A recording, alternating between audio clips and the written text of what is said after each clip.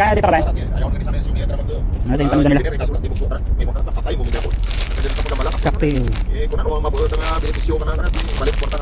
Magkano? $1 parang iba to $2. Ah, $1 to.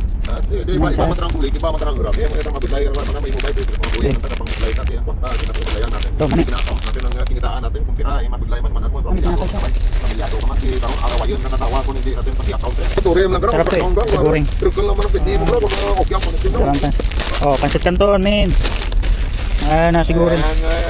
Grabe niyan rin, abanalan mo si Gaglas dahil sa kinakaon mo rin. Magkano lahat to? Tara lang wal, may kliyente ko. Sige. Yan, okay. Magkano yung chocolate? 3-5. Oh, tatlo $5. 5-10.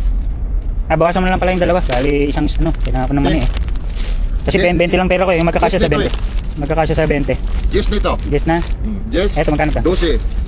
Wala na, kulang na. Ngayon, hanapin natin yung ano ni Kuya.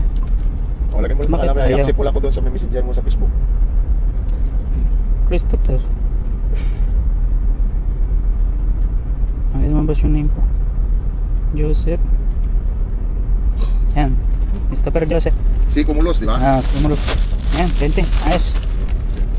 O, sige, accept Sige. mo lang ko doon, ha? Thank you, Kuya. Thank you. Salamat. Diba? 1,000 na to, men.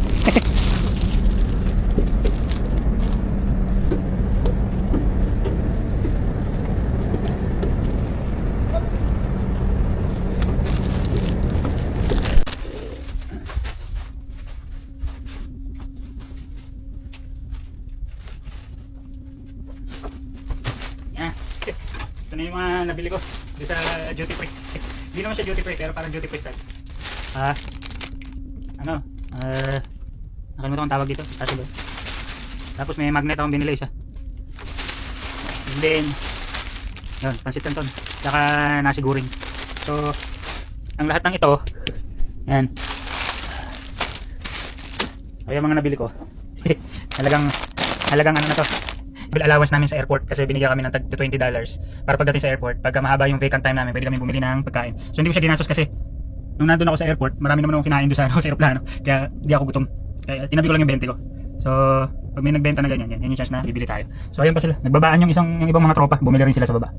So yan, Kuya, good luck sa business mo and kita-kits sa susunod pag nakabalik kami rito sa Las Palmas, Spain. Bye.